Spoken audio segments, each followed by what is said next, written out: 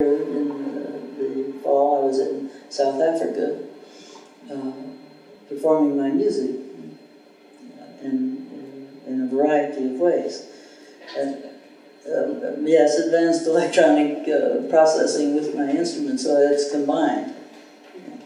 Tonight was acoustic, but the next incarnation next week, October 28th, Issue Project Room in Brooklyn. I'll be performing with my accordion with electronics and with David Gamper, who is sitting back there, and Fritz Hauser from Switzerland would be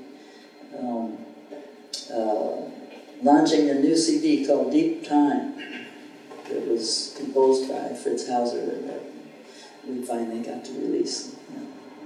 So, I mean, there's a whole variety of things. It's not just one thing. It's a lot of things, a lot of different things.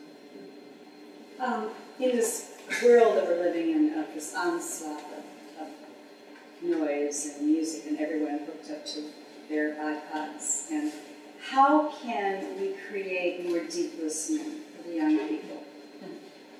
I know that's a huge ask, but how can we encourage more of this sort of evening in which I was transported to many levels in my brain? Poetic, music, pitch, stories, lots, but that's the sort of thing that our young people need to do more of. Well, as far as I'm concerned, our young people are in love with music, and they are listening very deeply with their iPods. And I am extraordinarily impressed with that.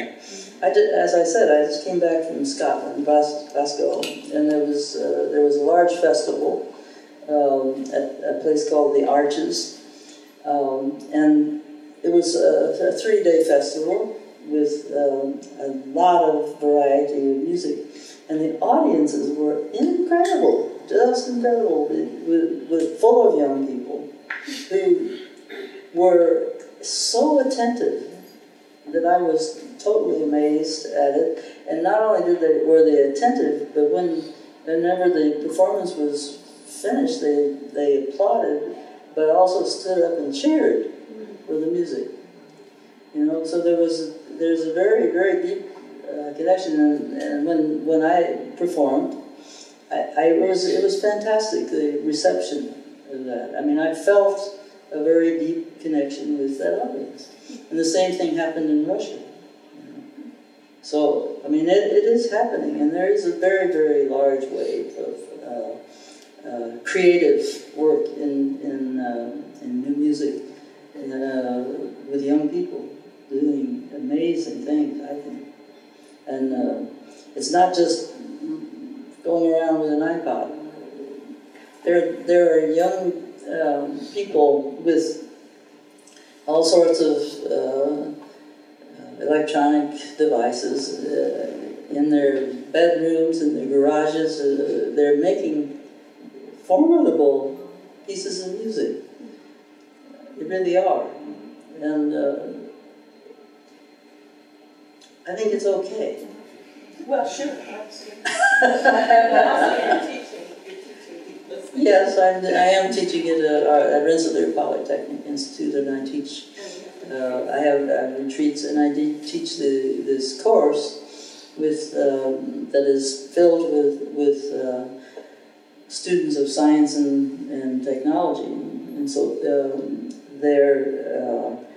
most of them are not musically trained, but when they take the course, they become composers.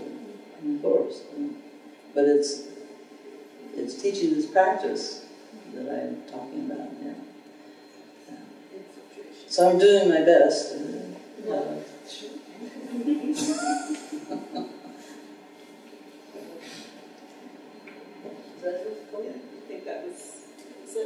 Shall we have one? Oh, there's.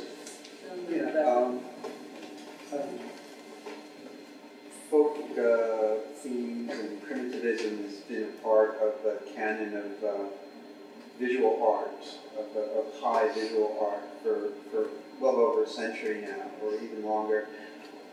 What's how do you understand the difference between visual art and audio art, in that it's been so difficult for these kind of, and not just primitivism or folk themes and folk instruments, but open compositions and all sorts of things. What do you see as the difference between the visual and the audio arts?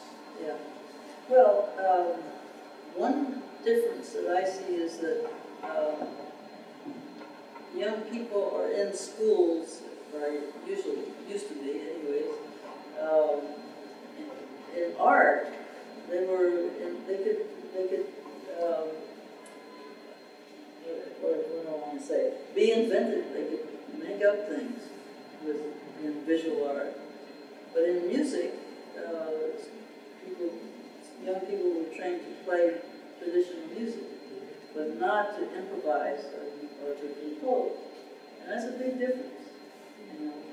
So, between the two arts, visual art and musical art.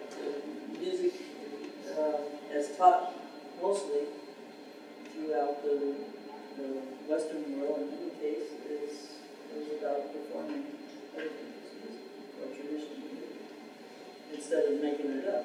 But that's why I'm so hopeful about this. The young people that are really being very, very creative with sound these days. It's a different proposition altogether. Please take a bow.